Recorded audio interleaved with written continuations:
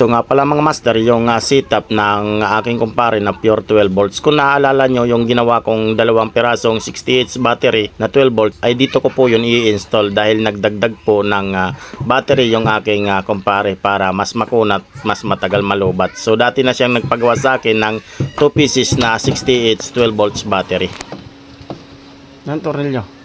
Ayun na, pinakita ko sa ano, ito, pwede na ito. Ano pala eh. So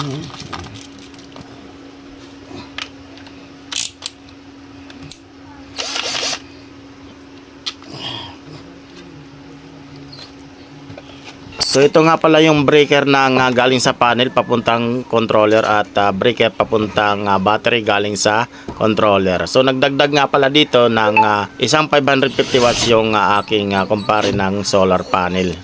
Hindi ba natin ito natakpan? Usog lang yan.